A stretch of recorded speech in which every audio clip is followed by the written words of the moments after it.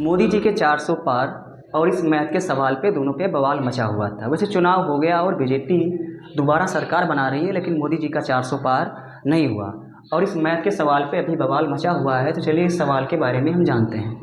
इस सवाल को आपने कभी न कभी इंस्टाग्राम, ट्विटर, फेसबुक या टेलीग्राम पे देखा होगा। कई लोग कहते हैं इसका आंसर 9 आएगा, कई लोग कहते हैं इसका आंसर 1 आएगा, लेकिन इसका करेक्ट आंसर क्या है?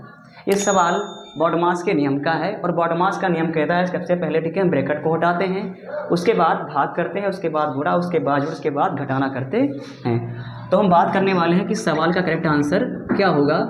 तो ये आपका लिखा है 6/2 और ब्रैकेट में है 1 + 2 1 + 2।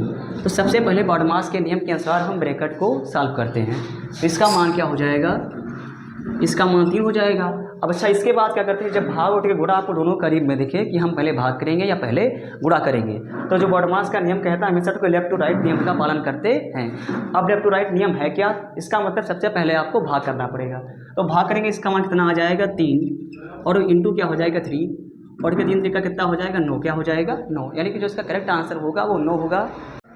कई लोगों का मानना है कि इसे हम ठीक है a/b के फॉर्म में लिख सकते हैं, यानी कि ऐसे लिखा हुआ है a/b को a/b के रूप में लिख सकते हैं। उस अनुसार ये हो जाएगा 6/2 इंटू हो जाएगा 1 + 2 1 + 2।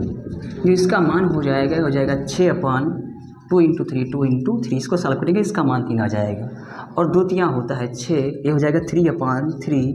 इसका मान क्या आ जाएगा 1। लेकिन यह करेक्ट आंसर नहीं है। जब भी हमारे पास ऐसा एक्सपेंशन होता है, कोई ऐसा फॉर्मेशन या ऐसा सवाल आपको मिलता है, तो हम वहाँ पर बॉडमास के नियम का पालन करते हैं। और बॉडमास का नियम कहता है कि सबसे पहले हम ब्रैकेट्स को हटाते हैं, उसके बाद जो उसका आर्डर होता है उसके क्रम को देखते हैं, उसके बाद डिवीजन क्या करते हैं, डिवीजन करते हैं, उसके बाद मल्टीप्लाई यानी कि गुणा करते हैं, उसके बाद जोड़ होता है, उसके बाद घटाना होता है। हमें यहाँ पर लाइन टू लाइन ठीक आर्डर टू आर्डर कार्य करना पड़ता है। तो जो इसका करेक्ट आंसर होगा वो 9 होगा। आई होप ये वीडियो आपको पसंद आई होगी, आपने इसके बारे में सारी चीज़ें सीख लिया होगा। इस सवाल आज से आपका क्लियर हो गया होगा, सारे डाउट आपके दूर हो गए होंगे और आपको बॉडमास का नियम भी आ गया होगा। अगर अभी आपको कोई डाउट है तो आपको कमेंट बॉक्स में उस डाउट को डालना है, हम आपके सारे प्रश्नों का उत्तर देने का प्रयास करेंगे।